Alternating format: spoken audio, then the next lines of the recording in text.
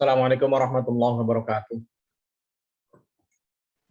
Waalaikumsalam warahmatullahi wabarakatuh. Amin wassalatu wassalamu ala asyrofil anbiya'i wal mursalin sayyidina maulana Muhammadin sallallahu alaihi wasallam wa ala alihi wa ashabihi ajma'in amma ba'dah. Mari kita mulai perkuliahan kita pada pagi hari ini dengan membaca basmalah. Bismillahirrahmanirrahim. Pada pertemuan yang kedua ini adalah merupakan materi yang pertama. Kalau minggu kemarin kita bahas kaitannya dengan kontrak belajar selama perkuliahan kita satu semester ini. Di pertemuan yang kedua ini adalah materi yang pertama dan masih saya yang menjelaskan kaitannya dengan materi ini. Mulai minggu depan, ya kelompok 1 sudah harus siap-siap untuk menyiapkan tugas makalahnya, PPT-nya untuk kemudian presentasi.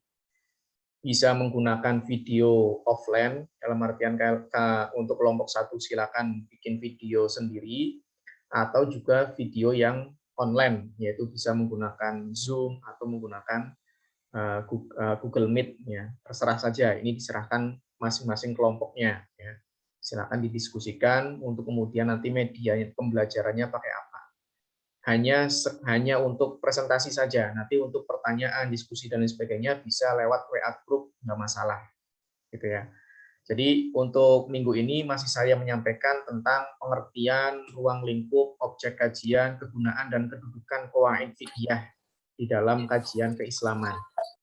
Perlu diketahui bahwasanya qawaid fiqhiyah ini adalah merupakan fan ilmu, ya, fan ilmu yang tentunya menjadi sesuatu yang penting ketika kita akan membahas berbagai macam kajian-kajian tentang keislaman.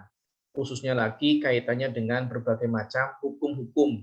Apakah itu hukum yang kaitannya dengan ubudiyah, atau kaitannya dengan muamalah, atau yang lain sebagainya. Semuanya bisa kemudian dikaji di dalam kaidah-kaidah fikih. Ya, karena kaitannya dengan beberapa ketentuan, beberapa undang-undang yang menjadi kata kunci untuk kemudian dikembangkan dalam permasalahan atau kasus-kasus fikih yang ada. Nah, kalau kita berbicara tentang kaitannya dengan fan ilmu atau kaitannya dengan keilmuan dalam Islam, ya, setidaknya mempelajari ilmu itu ada 10 yang harus kita pahami. Ya, di dalam kita mempelajari sesuatu, setidaknya ada 10 yang harus kita kuasai di awal-awal. Yang pertama kaitannya dengan batasannya, definisinya atau ta'rifnya. Harus tahu batasan-batasannya, jangan sampai kemudian mendefinisikan suatu ilmu itu sama seperti mendefinisikan ilmu yang lain. Kayak ibaratnya seperti ini. Saya gambarkan ketika kalian mendefinisikan bola. Bola adalah benda yang bulat. Nah, maka kalau kalian hanya mendefinisikan bola itu adalah benda yang bulat, maka nanti batasannya sangat umum sekali ya, sehingga apapun benda bulat itu akan disebut dengan bola. Tahu bulat pun juga akan menjadi bola. Nah, ini kan menjadi permasalahan ya, bahwa tidak ada batasan pengertian, tidak ada batasan definisi. Oleh karena itu pertama, definisinya yang jelas, dipahami betul. Qawaid fiqhiyah, ada qawaid usuliyah, ada usul fikih, ada fikih, gitu ya. Itu harus betul-betul dipahami batasan-batasan atau definisinya. Kemudian yang kedua adalah objeknya. Objeknya itu apa yang akan menjadi sasaran kajiannya itu apa saja. Kemudian buahnya atau hasilnya atau manfaat dari mengkaji ilmu itu juga harus dipahami. Ya. Apa hasilnya nanti kalau misalkan kita mempelajari ilmu ini kan ada di CPL mata kuliah ya, agar mahasiswa bisa menguasai apa, gitu ya, bisa memahami apa dan lain sebagainya. Manfaatnya juga apa? Kemudian keutamaan atau kelebihan dari ilmu-ilmu yang lain. Ya mungkin ilmu itu satu sisi akan bermanfaat dibandingkan yang ilmu yang lain. Karena memang posisinya berbeda, ya. Titik tekannya berbeda, ya. Alurnya berbeda, sehingga tentunya akan lebih memiliki kelebihan dibandingkan ilmu yang lain. Kalau misalkan ilmu yang lain memakai alur yang seperti ini, sedangkan yang ini alur yang berikutnya, dan begitu seterusnya. Kemudian relevansi dengan ilmu yang lain. Apa hubungannya? Ya tentunya setiap ilmu itu ada hubungannya masing-masing. Ya. Saling berkesinambungan, saling ada hubungan. ya, tidak kemudian lepas begitu saja. Apalagi ini adalah kaitannya dengan ilmu-ilmu tentang mengkaji kajian Islam. Tentunya antara kajian-kajian Islam yang lain, antara fikih, antara usul fikih, qawaid fikih, ya, fikih muamalah, fikih siasah, fikih ubudiyah dan lain sebagainya, semuanya ada relevansinya, ada hubungannya. Kemudian pelopornya siapa? Penemu dari ilmu itu siapa? Atau yang menggagas pertama kali? Mungkin awalnya mungkin sudah ada di masyarakat, tetapi siapa sebenarnya yang kemudian menemukan itu? Ya, kayak misalkan Pancasila. Ini Pancasila ini hadir di bumi Nusantara itu sejak jauh-jauh sebelumnya. Sebelum negara Indonesia ini dijajah oleh Belanda itu sudah ada bahwa di bumi Nusantara itu ada yang namanya Pancasila, gitu ya, kehidupan-kehidupan yang Bhinneka Tunggal Ika dan lain sebagainya. Tetapi kemudian konsep itu dirumuskan ulang dengan penamaan baru, dengan penamaan yang baku oleh beberapa tokoh, sehingga ada 9 tokoh yang kemudian menggagas Pancasila. Nah, itu adalah merupakan penemunya atau pelopornya. Kemudian nama ilmunya apa? Penamaannya apa? Karena mungkin di masyarakat sudah ada, kayak tadi Pancasila sudah hidup di bumi Nusantara, tapi belum ada namanya. Apa itu namanya? Namanya misalkan Pancasila, gitu ya, atau namanya apa? Itu juga diberi nama. Kemudian sandaran ilmu itu apa? Sandarannya, dalil-dalilnya, kemudian ada landasan teori, ada landasan teologis, dan begitu seterusnya. Kemudian hukum mempelajarinya apa? Ya, karena ini kajian Islam, ya tentunya ada hukumnya bagi seorang Muslim mempelajari ilmu itu apa, gitu ya. Ya tentunya ada yang menjadi inti dan ada yang menjadi wasilah. Kalau misalkan inti ya kita mempelajari Quran, kita mempelajari hadis, intinya itu. Tapi wasilah untuk mempelajari itu adalah dengan menggunakan ilmu usul fikih, ilmu qawaid, ya qawaid fikih atau yang lain sebagainya. Itu adalah wasilah-wasilah. Sehingga wasilah itu akan mengikuti apa yang menjadi tujuan, karena harus memahami Al-Qur'an, harus memahami hadis sebagai pedoman hidup. Nah, kalau nggak dipahami, bagaimana mau dijadikan sebagai pedoman kan gitu. Sehingga harus mencari cara bagaimana supaya bisa memahami itu, yaitu dengan mempelajari ilmunya. Nah, berarti mempelajari ilmunya itu menjadi sesuatu yang wajib, misalkan kayak gitu. Dan contoh-contoh masalah yang ada di dalamnya, kasus-kasusnya, harus bisa memberikan gambaran kasusnya seperti apa. Jadi inilah 10 hal yang kemudian kalian perlu pelajari dalam sebuah ya fun ilmu, ya, mata kuliah dan lain sebagainya. Ini 10 ini harus betul-betul dijadikan sebagai pedoman.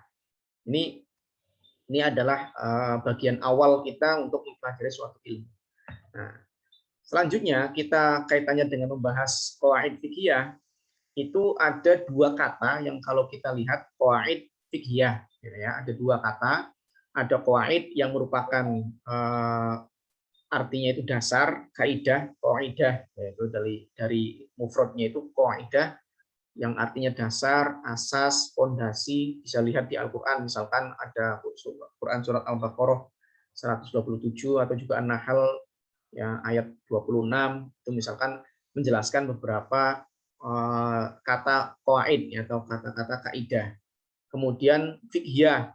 Fiqhiyah itu berarti paham, mengerti, memahami, mengetahui. Nah, itu fikih. Bisa dilihat misalkan di antaranya di Quran surat At-Taubah ayat 122. Nah, 2 kata ini kemudian digabung menjadi satu kesatuan yang kemudian pada akhirnya kalau dikaitkan dengan secara bahasa tadi digabungkan antara dasar, asas, fondasi dengan mengerti. Perhatikan kalau digabungkan menjadi dasar atau fondasi, ya, yang kemudian bertalian dengan masalah-masalah atau jenis-jenis fikih, ya, jenis-jenis kajian-kajian fikih untuk memahami agama kan gitu. Jadi kalau digabungkan menjadi seperti itu. Oleh karena itu qawaid fikih ini adalah merupakan asas atau dasar atau fondasi yang bisa dijadikan untuk mengetahui masalah-masalah fikih. Masalah-masalah yang begitu banyaknya dalam fikih kemudian bisa digabungkan menjadi suatu kata atau suatu kalimat yang itu menjadi asas, menjadi fondasi. Sehingga kita bisa memahami masalah-masalah fikih yang begitu banyaknya. Ya, itu adalah secara bahasa. Nah, kalau kita lihat menurut beberapa tokoh, ya, yang namanya qawaid fiqhiyah adalah misalkan kita ambil pendapatnya Imam Tajuddin As-Subki misalkan. Al-amru al-kulliyu alladzi yantabiqu ala juz'iyatin katsiratin tufhamu ahkamuha minha. Kaidah yang sifatnya al-kulli itu general, umum. Kaidah yang sifatnya umum meliputi bagian-bagian yang begitu banyak. Ya, di mana hukum-hukum bagian itu dapat dipahami dengan kaidah tadi. Jadi ini adalah merupakan undang-undang atau bahasanya itu adalah ketentuan umum yang di dalam ketentuan umum itu ada bagian-bagian yang khusus. Nah, bagian-bagian khusus itu akan dipahami dengan kaidah umum tadi. Ya, itu menurut Tajuddin As-Subki. Kemudian menurut Abu Zahroh yang namanya qawaid fiqhiyah adalah majmu'atul ahkam al-mushtabihat allati turja'u ila qiyasin wahidin yajma'uha. Suatu kumpulan hukum yang serupa yang kemudian kembali pada kias, pada analogi yang dapat dikumpulkan. Jadi kumpulan-kumpulan hukum yang sama, jadi kalau ada yang sama, masukkan. Jadi kalau misalkan kita tempatkan pada posisi wadah, ya misalkan wadah yang ini warnanya merah, masuk ke warna merah. Oh ini kasus yang warnanya kuning, masukkan ke warna kuning. Dikumpul-kumpulkan. Pengumpulan hukum-hukum yang serupa, yang sama ini, dengan kembali kepada kias, kepada analogi, itu kemudian dikumpulkan jadi satu. Ya, sehingga pengumpulan-pengumpulan ini itu kemudian terkumpul, itu namanya qawaid fiqhiyah. Nah, bagian-bagian yang menjadi kumpulan tadi, individu-individu sesuatu yang masuk ke dalam kumpulan tadi, itu namanya masalah-masalah fikih. Nah, sehingga masalah-masalah fikih yang masuk ke dalam ranah wadah-wadah tadi, yang saya gambarkan tadi, itu bisa dikaji dengan menggunakan kaidah umum yang ada pada wadah tadi. Misalkan bahwa warna merah itu ketika dipanaskan maka dia akan meleleh. Ya misalkan gitu ya. Benda-benda yang berwarna merah yang masuk ke dalam bagian merah tadi, masuk ke wadah merah, itu ketika dipanaskan dengan panas matahari dengan kurun waktu setengah jam, itu akan warnanya itu akan meleleh, misalnya itu bladus gitu ya. Misalkan seperti itu. Sementara yang kuning itu agak lebih kuat dibandingkan yang merah, misalkan gitu. Sehingga masuk sesuatu yang warna merah itu masuk ke bagian warna merah. Yang kuning-kuning masuk ke yang kuning. Itu gambarannya seperti itu. Ya, kemudian selanjutnya menurut tokoh yang lain, misalkan Al-Jurjani, qadhiyatun kulliyatun muntobaqatun ala jami'i juz'iyatiha. Ketetapan yang sifatnya kuli, menyeluruh, general, yang mencakup seluruh bagian-bagiannya. Jadi ketetapan, ketentuan yang sifatnya umum, yang di dalam sifat-sifat umum tadi itu mencakup berbagai macam bagian-bagiannya. Ya, sehingga bagian-bagian itu mengikuti konsep umum tadi, ketentuan umum tadi. Kemudian menurut Ibnu Nuzam, ma'rifatul qawaid allati turaddu ilaiha wa fara'u al-ahkam 'alaiha. Mengetahui kaidah-kaidah hukum yang kemudian dikembalikan dan dirinci kepada kaidah-kaidah tersebut. Jadi memahami kaidah-kaidah hukum, ketentuan-ketentuan hukum yang dikembalikan dan dirinci pada kaidah-kaidah itu. Nah, ini nanti berkaitan dengan kasus-kasus, kasus yang begitu banyaknya di fikih, ditentukan kaidah-kaidah hukumnya. Kemudian menurut Syekh Jalaluddin Asyuti, yang namanya qawaid fiqhiyah adalah hukmun kulliyun yang yuntobaku ala juz'iyatihi. Hukum kulli, hukum yang menyeluruh, hukum yang general, yang itu meliputi bagian-bagiannya. Ya, kalau sebenarnya hampir sama semua pendapat ini ya, cuma membahasakannya sedikit berbeda. Gitu saja. Sebenarnya intinya sama, bahwa ada masalah begitu banyaknya masalah fikih, yang kemudian dari masalah-masalah itu, yang sama-sama, yang mirip-mirip, itu digabungkan jadi satu. Ke dalam wadah, misalkan, kalau kemiripannya seperti A, maka masukkan ke wadah A. Kalau kemiripannya ke B, masukkan ke B. Nah, jadi sesuatu yang mirip ke A, akhirnya dimasukkan semuanya ke A. Yang ke B, yang ke B. Nah, di A ini kemudian ditentukan hukum umum, ya tadi. Ya, bahwa si A itu harus seperti ini. Ya, atau ketika ini seperti ini, maka akan seperti ini. Nah, itu aturan umum. Nah, yang seperti itu, yang kalau seperti ini akan seperti itu, nah itu namanya kaidah namanya. Kalau dalam masalah fikih tadi kaidah fikih, qawaid fiqhiyah. Itu gambaran ya pengertian kaitannya dengan kaidah fikih. Nah, dari sini berarti kalian bisa memberikan gambaran yang jelas ini ya, bahwa kita mempelajari apa sih tentang qawaid fiqhiyah itu, yaitu berarti sekumpulan masalah-masalah fikih yang digabungkan dalam satu wadah yang itu mirip ya, dan di dalam wadah itu nantinya akan diberikan ketentuan-ketentuan umum. Yang ketentuan-ketentuan umum ini meliputi bagian-bagian dari individu yang masuk ke dalam wadah itu. Nah, ini adalah merupakan namanya qawaid fiqhiyah. Nah, kemudian selanjutnya menurut Mustafa Zarko yang namanya qawaid fiqhiyah adalah dasar-dasar fikih yang sifatnya umum dan bersifat ringkas, berbentuk undang-undang. Ya, berbentuk undang-undang. Kayak misalkan di dalam ilmu kimia atau biologi misalkan gitu ya, atau fisika, ada aturan misalkan air ketika dipanaskan dengan sekian derajat itu air itu akan mendidih. Nah, berarti semua yang namanya air, nah gitu. Apakah itu air kopi, air teh, air apapun, warnanya apapun, kalau yang itu berupa air, ya sifatnya cair, ya itu ketika dipanaskan dengan air yang sekian derajat, gitu ya, maka dia akan mendidih. Nah, itu adalah aturan umum. Nah, aturan yang dipanaskan dengan 100 derajat misalkan gitu ya, 100 derajat itu akan mendidih. Nah, ungkapan itu namanya kaidah namanya. Namanya kaidah. Jadi, kalau kita simpulkan dari semua pendapat-pendapat para ulama tadi, para tokoh-tokoh yang mengatakan tentang definisi qawaid fiqhiyah, berarti yang namanya qawaid fiqhiyah adalah pola yang ajeg, tetap, dan terus-menerus digunakan sebagai kunci untuk berpikir dalam pengembangan dan seleksi hukum fikih. Ya, dikarenakan qawaid fiqhiyah ini merupakan kunci untuk mengeluarkan hukum dari dalil. Sehingga dengan kaidah ini seseorang dapat menemukan, ya, menetapkan hukum-hukum yang cabang, hukum-hukum furuk, dan berlaku pada semua cabang-cabang atau bab-bab fikih. Ya.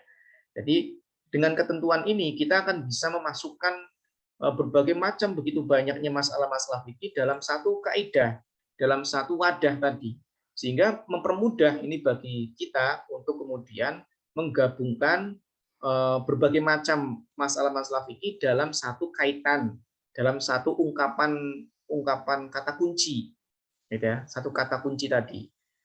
Begitu banyaknya air, tapi kita bisa mengatakan bahwa air itu walaupun begitu berbagai macam warnanya dan lain sebagainya sifatnya, tetapi itu ketentuannya sama. Ketika dipanaskan 100 derajat, maka air itu akan mendidih. Misalkan gitu. Nah, ini ungkapan-ungkapan yang dikatakan kaidah namanya. Ungkapan umum yang itu bisa mencakup seluruh bagian-bagian yang masuk ke dalam bagian itu.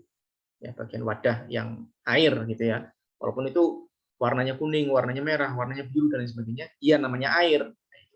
Sehingga kaidahnya umum dan bisa mencakup meliputi semua bagian-bagiannya. Itu namanya qawaid fiqhiyah namanya. Kemudian selanjutnya di dalam hukum Islam, ya, kita mempelajari hukum Islam. Hukum Islam ini tentunya ada ubudiyah, ada ibadah, ada muamalah, ada jinayah, gitu ya. Itu sudah dipahami di fikih ya, di materi fikih. Nah, sehingga kaidah-kaidah hukum Islam itu terbagi menjadi dua. Ada kaidah usuliyah atau kaidah usul fikih, ada kaidah fikih.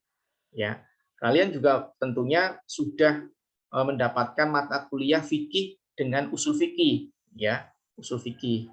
Nah, nanti harus bedakan antara fikih, usul fikih dengan kaidah fikihiyah. Nah, gitu.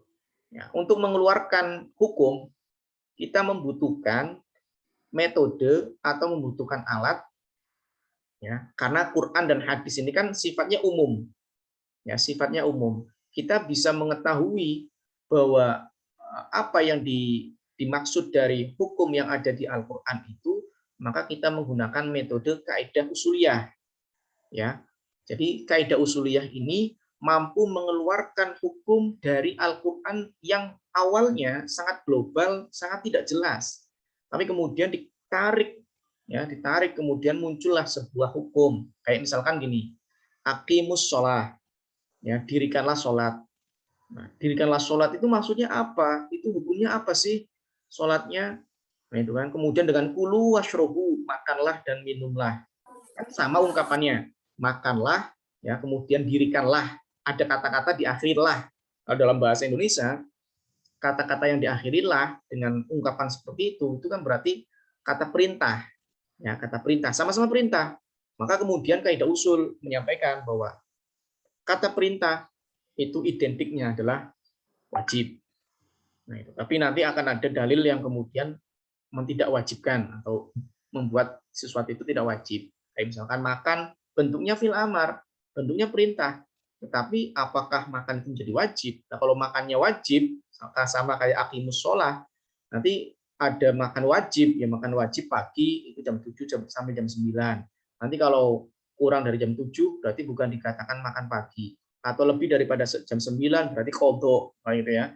Berarti sudah melewati batas waktunya. Nanti siang hari dia harus mengkodok 2 piring menghabiskan. Wah, kalau seperti itu repot, gitu ya. Nah, sementara yang satunya aqimus sholah itu menjadi wajib.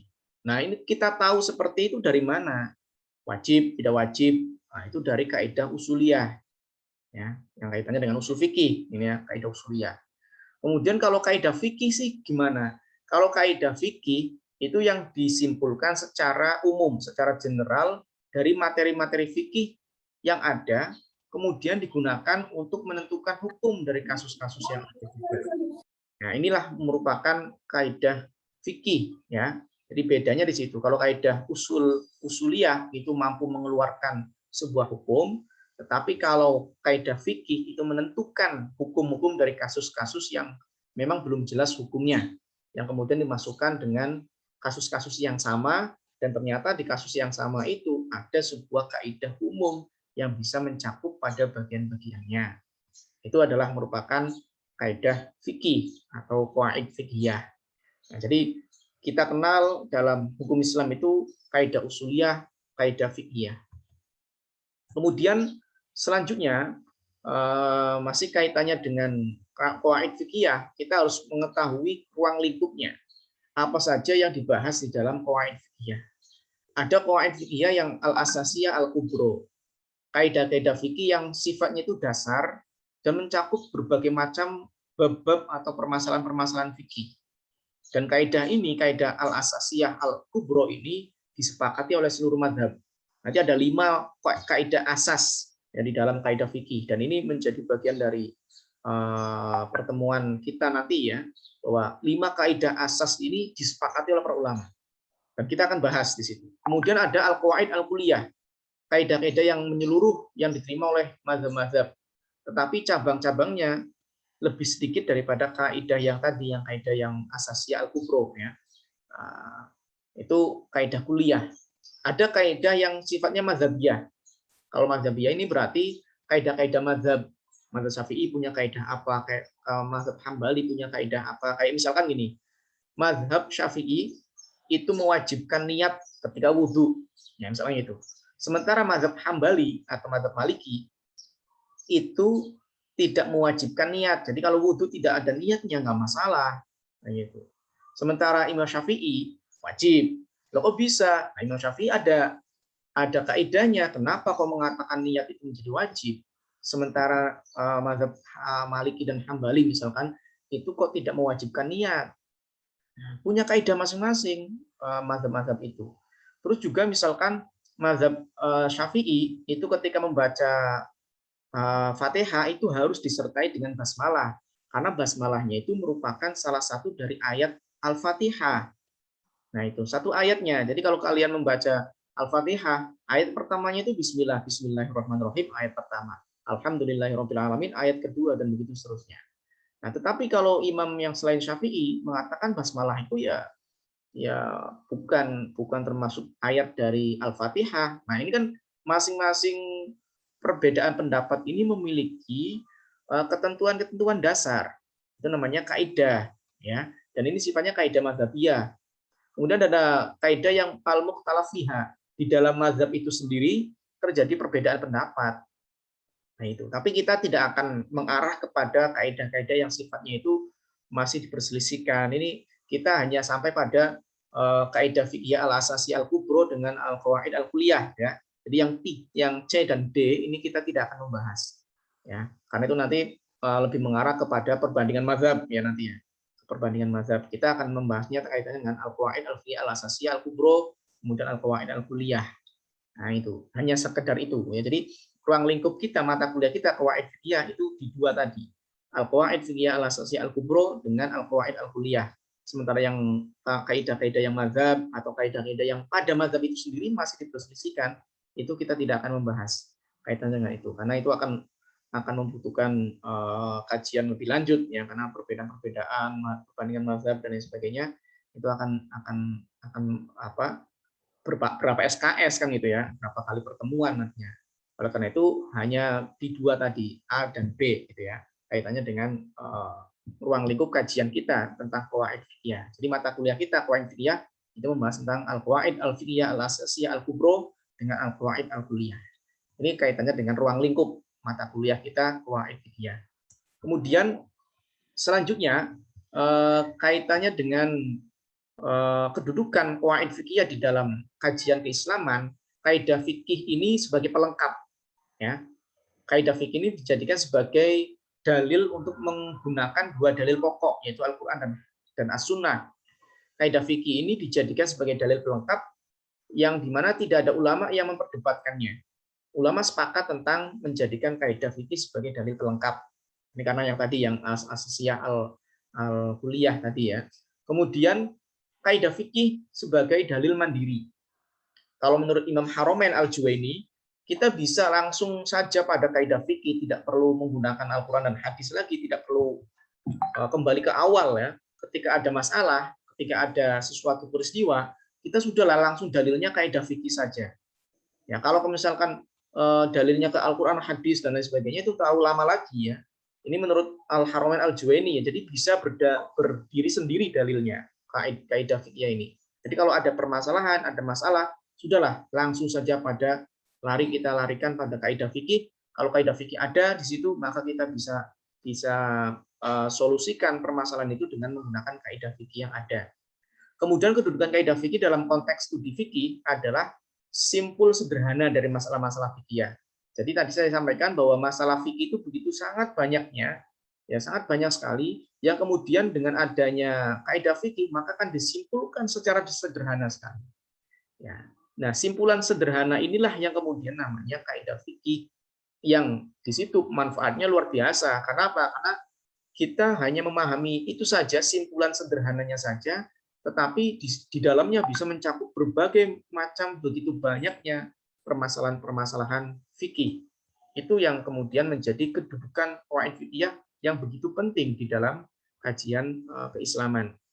Kemudian selanjutnya, lapangan fikih itu kan luas ya, karena mencakup berbagai macam hukum-hukum furuk juga. Ya, furuk itu yang perkembangan ya, yang sifatnya itu masih terjadi perbedaan atau ikhtilaf para ulama, itu namanya furuk.